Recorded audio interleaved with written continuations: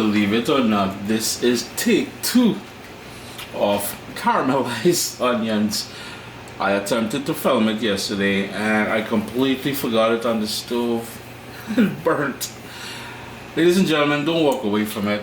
You want to keep stirring it every 10-15 minutes or something like that. I've got my cast iron pan, and you can use a stainless steel, cast iron, non-stick, it doesn't matter. With I have about a tablespoon of vegetable oil in there and 1 pound of thinly sliced onion. That's going to go into the pan. Yeah.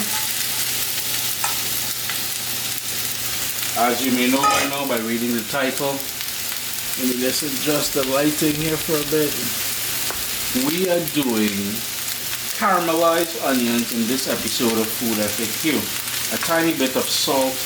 And what I do want as well is a splash of water. I do apologize about the lighting earlier there. All we need to do is coat the onion, the sliced onion. And again, I think I mentioned 1 pound of onion that I sliced up. Just regular everyday onion. You just want to coat it with the combination of that splash of water and oil. And I have it on a medium-low heat. And we're just going to continue. This is a long process. It will take a while. So if you do enjoy caramelized onions on your burgers, your hot dogs, wherever you, maybe your sandwiches, whatever it is, you do need a little bit of patience. But the thing is, you can make it and store it in the fridge for a couple of weeks at least. This won't yield much because what we're trying to do is remove all the moisture from that onion. It's going to go dark, and that moisture, once it's removed, the natural sugars in the onions is going to start coming out. And at this point, what I'm going to say is, if you wanted to cheat, you can add a bit, maybe a teaspoon of sugar in there as well. The other thing you can add is some balsamic.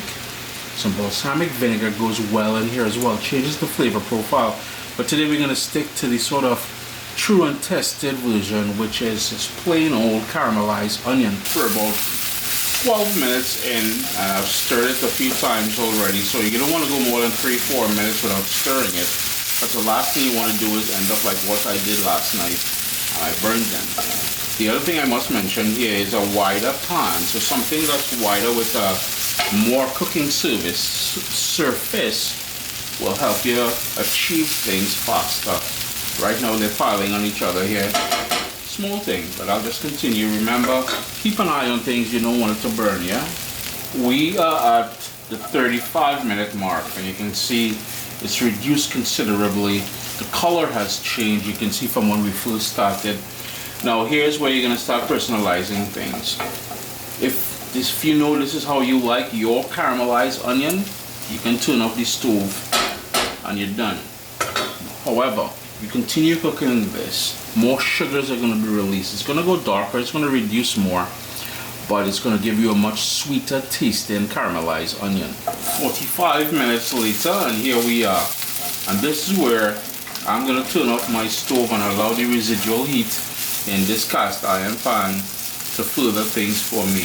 You can go further if you want it to get it a bit more darker. Again, the more darker it gets, the more concentrated the sugars and everything else. But I'm going to stop here. So I do hope you enjoyed this episode. We learned how to make caramelized onions. FoodFAQ. I'd appreciate it if you shared the video with your friends. Alright?